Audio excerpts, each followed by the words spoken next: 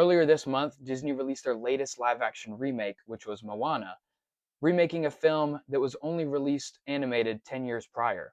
The film was directed by Thomas Kyle, who's best known for his work directing Hamilton in 2020 as well as Grease Live in 2016.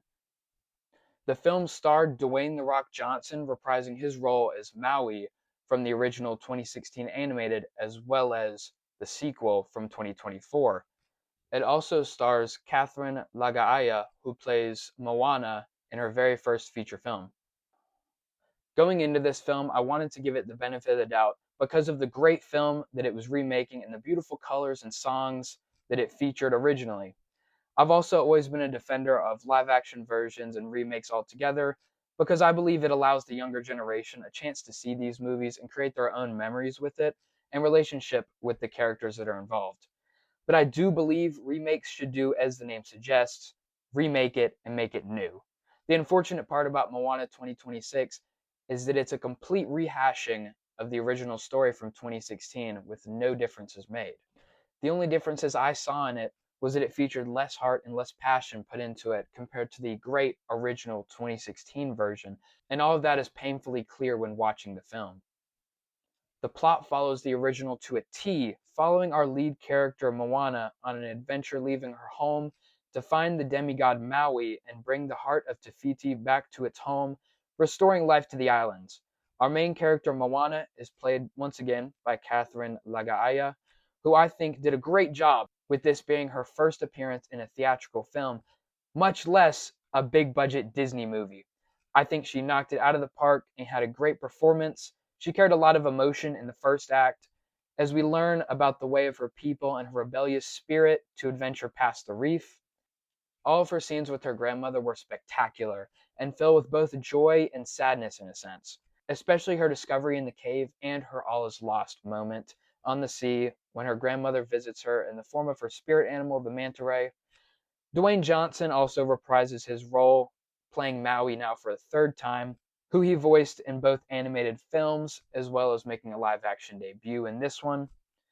I've always been a defender of him and really enjoyed a lot of his past performances growing up.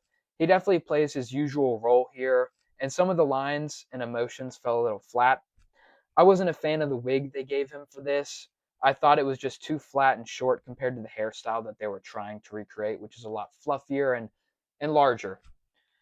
His performance also felt a little shallow, and some of his jokes didn't land the way they did in the animated version, as well as the emotional moments, which was surprising because we know he's very capable of acting at a higher level, as seen in his film last year, Smashing Machine. I also very much enjoyed seeing Renee Owens as Grandma Tala and John Tui as Chief Tui. I thought they both carried life into the film and the scenes that they were in and carried a lot of emotional beats. I enjoyed a lot more than I expected the way they adapted the Kakamora in the grand getaway scene, Tamatoa and his music number, as well as the way they tried to incorporate some of the bioluminescent color into the scene, as well as Takat in the third act. The ending felt very grand and intense in parts, but I felt this was where they could have added their own changes to the story, which I understand is hard with such a complete and well done plot, but I would have liked some things to maybe be added in there, such as new parts added to Moana's journey, like if Moana had to face some kind of challenge or threat before she met Maui, or more struggle once he leaves her momentarily towards the end.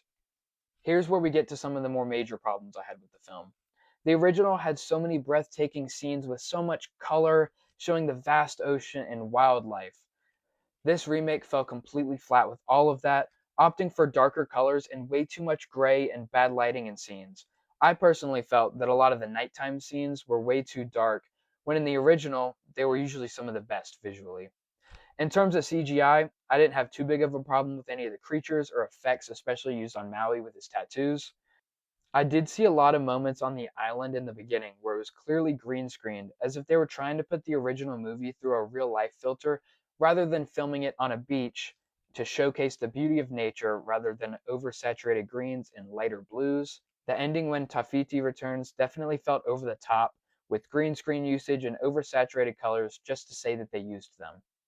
Moana is known for so many great songs that really took over in 2016 when it was released, and all of them still hold up today. I don't think this was a fault to the actors at all. but all of the songs redone in this just didn't have the same emotional weight to them and felt forced and kind of phoned in at times. I think that issue is a big part of why the emotional weight of the original script is not felt in this nearly as much. I believe animation had a part to play in the emotional attachment that viewers feel, and maybe it's because it's a retelling, but I didn't feel any of the emotional moments come through in this, which is very surprising considering this is a live action using real actors and the emotion was somehow better shown in animation. I do also think Hey Hey was a misstep in live action, making him resemble his odd look that works in animation for sure, but couldn't really carry the same level of humor into live action, making him look a little too off putting and kind of creepy. Lastly, I think we have a lot more weaknesses here than strengths, sadly.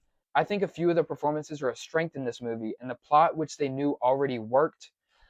I think it can be a tricky position, deciding to keep a story that you know audiences love. Or do you feel like risking it to make a change that could result in a major backlash? But I do think they played it way too safe with this and should have looked to add their own twist on some parts, even if they were minor. Overall, for the weaknesses, I think the lack of bright color, weak emotional beats, and low risk retelling of an original story stand out as big issues. For me, I think this, of course, would be enjoyable for young children and anyone who really enjoys Disney.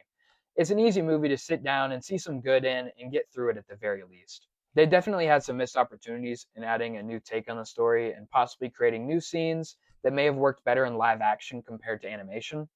I would say my favorite scene would be towards the beginning when they showed group choreography and how that really paid respect to the Polynesian culture with the dance numbers and giving a spotlight to the way some of them live their lives.